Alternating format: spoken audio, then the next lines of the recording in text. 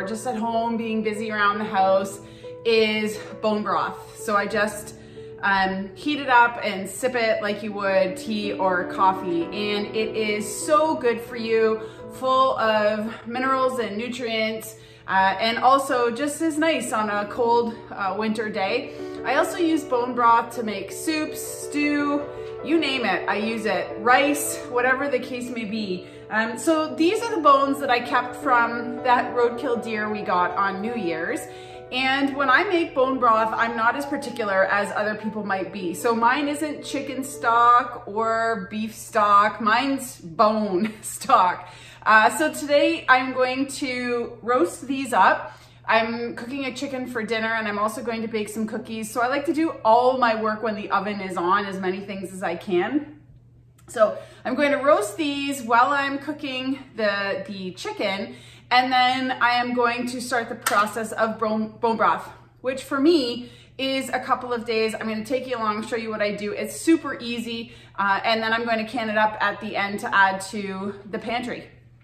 So I'm just going to pop these in the oven at 350 for about an hour. They're not very big, but it's just nice to deepen that flavor for the stock. So I'm just gonna turn the oven on to 350, pop these in, and get my chicken ready. While the bones are roasting in the oven, I am going to prep some of the other things that I put in the pot as in the roaster oven as the broth is kind of working or cooking. I have managed to salvage a whole bunch of carrot parts. They were hard to dig, but they are still firm. They still taste really good. Like you can hear me chewing. They still, oh my gosh, they're so sweet. So the sugars are concentrated, and so they'll add some really great flavor for the stock. They don't look like much. Well, that's just the top. But you know, like this is one little carrot that I was able to excavate. I just wash them up, trim them, and I don't peel them because they're going in stock. And then I'm going to cut up some onions. And whenever I cook with onions or carrots or anything like that, all of the skins and the bits I keep in a bag in the freezer, and I'm gonna put those in as well once the stock gets going. So I'll bring you back for that. When I'm prepping onions for stock, I put the entire thing in. I just trim off any pieces that might have soil on them, cut them in quarters or half, depending on how big they are, and put them in wholes. The skin helps to give your bone broth a dark kind of brown color, which is really nice when you're making stock. The bones are done. They've been in here for an hour. They're nicely kind of roasted. There you go. Now we're going to take them over and put them into the roaster oven. You'll notice on the bottom of the pan there are all these little kind of cooked bits. So what I like to do is like deglaze it a little bit with some apple cider vinegar. That helps to extract the goodness from the bones anyways. And then I just boiled a pot of water, or a kettle of water on the stove. And then I'm just gonna take a flipper and kind of try and get as much of that good flavor, because that's what adds the flavor to the bone stock. You don't have to do this, but it's kind of like, you know, when you make gravy, same idea. Pour that in there. So you're probably thinking that doesn't look like a lot of bones, and it's not. So whenever we eat any kind of meat, whatever, rabbit, chicken wings, this is a leg of lamb, bone, pork, I keep the bones. Channeling my grandmothers and my mom. And if I don't have a big game animal, my kind of benchmark is 3 Dairy milk bag of bones. So to this, we are going to fill it. Ooh, that's a nice smoky effect. We're gonna fill it with water. Okay, I can top up the water. I've left about an inch before the top rim, because I still have all my veggies to add. So next, I'm gonna add my onions. my carrots, and I just want to try and get all this below the water, but some of those were still frozen, so they'll go. And I actually, if I was going to the grocery store right now, I would get some celery, but I'm not making a special trip. So I'm gonna add another little splash of apple cider vinegar, about a teaspoon of salt just to start, a tablespoon of peppercorns. I like bay leaves, so I don't know, these are like 1, 2, 3, 4, 5, 6, 7, 8. There's like 8 large bay leaves, 6 to 8. I like the flavor, so I like to add quite a bit. And then I'm just gonna nestle that down in there. And I'm gonna set it to 250, and this is going to cook for 2 days at least.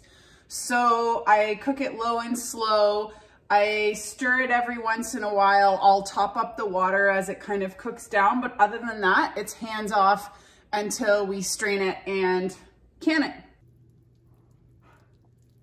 This bone broth has been simmering for 2 days now, and it could even go longer, but I have time tonight to can it up, and so I'm going to do that. So the first thing we have to do is pull out all of the big chunks, so the bones and the veggies that we've added. In the homesteading community, January is also known as Canuary. Kind of corny, but awesome. And I think it's really great because it's not a time of year that people tend to associate preserving with, but this month alone, I've preserved, this is the 3rd thing that I've preserved. So I've done pickled eggs, I did canning my potatoes, and I'm also doing bone broth. So it's just a really good reminder that summertime is not the only time that you can be preserving food. So, you know, something to think about. It's fun to think that I've been part of the Canuary experience. The YouTube channel that I watch that I absolutely love is that 1870s Homestead. Rachel, she is a canning boss. So if you are interested in watching and learning from, I would say, one of the best, look up that 1870s Homestead and see what she has to offer, and if there's anything on there that appeals to your, I don't know, interests as far as canning. Now I'm just gonna taste it for flavor.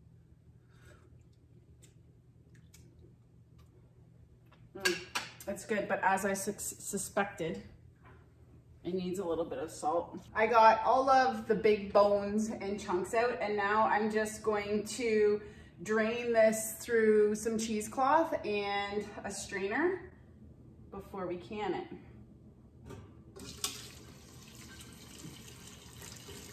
Okay. I've got the heat on under the pressure canner, getting the water warmed up. I've got all of my clean jars here ready to be filled. I've got my rings and my brand new lids ready to go, and my vinegar to wipe the rims. When you are canning meat products, you have to try to get as much fat out of the product as possible before you can it. And especially when you're canning it, you don't want the product to come out because the grease can inhibit the seal. So we are going to fill these jars to 1-inch headspace. I've got my funnel ready to go. And I also have my handy dandy fat separator, just making sure that I hold it over the pot so that the drips, you can see it dripping there. But it'll do a good job in separating the fat, and I just wait a couple of minutes to let the fat separate at the top. And it's okay if there's a little bit of fat, you just don't want a lot of it. You want to get as much of that off as you can. If you don't have a fat separator and you have time, you can just leave your broth outside or in the refrigerator and let that fat solidify on top. All the fat will rise to the top, and then you can just skim that off with a spoon and then heat your stock up again. When you are canning the stock, you want it to be hot going into the canner, so you may just have to reheat the stock after you skim the fat. With this beauty piece of equipment, then all you do is hold it over the can. I don't even need the funnel, and away we go.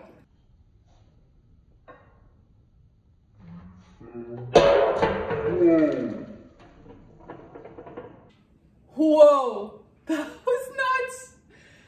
Oh my gosh, that is a mess and a half. Oh my gosh, fat everywhere. Oh geez. That's a first. Not looking forward to that cleanup project.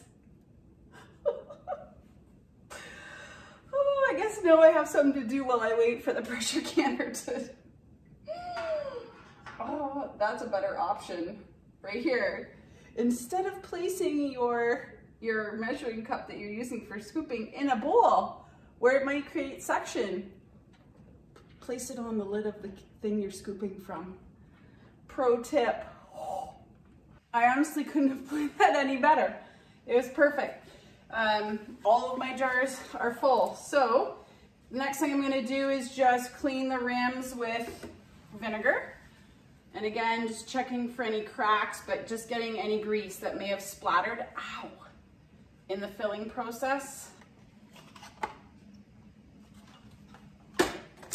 And then the rings just go on finger tight.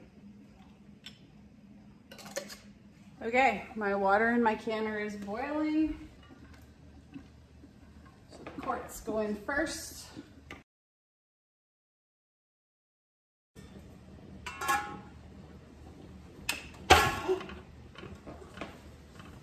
Well, that didn't sound good. Today must not be my day, because as I was adding the last quart into the bottom layer and I put the lid on, I heard the noise. This is only, I think, the second or third time I've ever had a jar break when I've been canning, but it's the first time I've had a jar break when I was pressure canning. So now I have to start from scratch. Well, not from scratch, but I have to dump this water out. No big deal. But that can happen, you know. Jars do have a lifespan, and some of these are really old. They've been passed down from my family and from Brian's family, and I don't really keep track. Now we just have to oil the rim, check to make sure my vent is clear.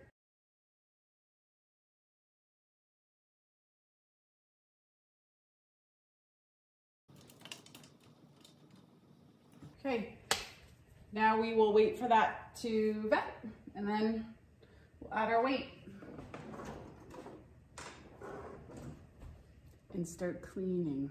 I can bone stock all the time, but I'm just making sure. So let's just check. I'm going to go down and click on meat stock, and we are using a pressure canner with a weighted gauge between 0 and 1,000 feet above sea level. And we are going to be canning quarts and pints, but mostly quarts. So we are going to process our quarts for 25 minutes at 10 pounds of pressure. My pressure gauge is reading 0, so I can safely take the weight off. Undo the lid. Remove the lid away from yourself.